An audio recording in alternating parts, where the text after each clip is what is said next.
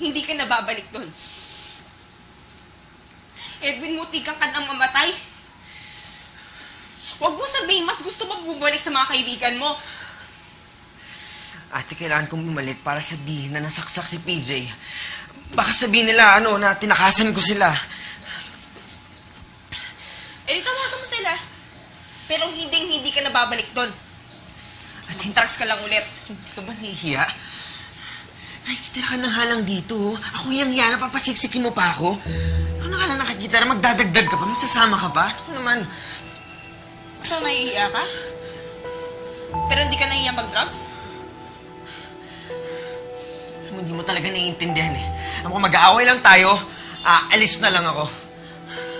Ang tigas talaga ng ulo mo! Bessie! Bessie, okay na. Pumayag na sila daddy. Kaso, sa library na lang muna siya matulog, Nahihiya na talaga ako eh. Nakikita rin na nga lang ako, nagsama pa ako ng isa. Ano ka ba, Bessie? Huwag kang mahihiya sa amin. You're part of the family now. Alam mo namang welcome na welcome ka dito. Tsaka yan si Edwin, parang kapatid ko na rin naman na yan eh. Kaya welcome din siya dito. Diba? Thank you talaga, Pama. Sobra. Ilang araw lang naman kami dito eh. Kakainin ko na din yung pride ko. Babalik din kami kina Mami. Kahit ano pang sabihin sa amin ni Tito Quentin. At ikaw, Edwin, huwag na matigas ang ulo mo.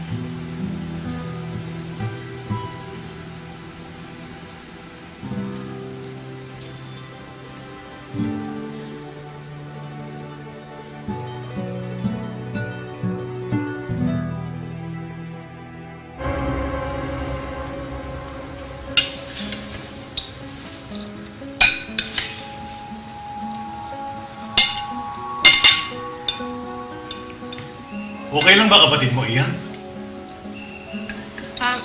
Masama lang po yung pahandam niya. Edwin, umayos ka nga. Nakakahiya.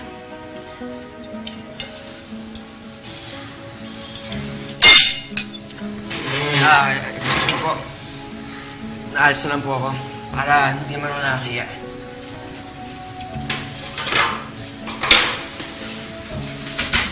Nagdadrugs ba kapatid mo? Ay, hindi po.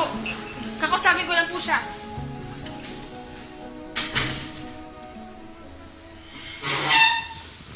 Saan ka punta, Daddy? Daddy, ano yung hinahanap mo? Ano to, Pam?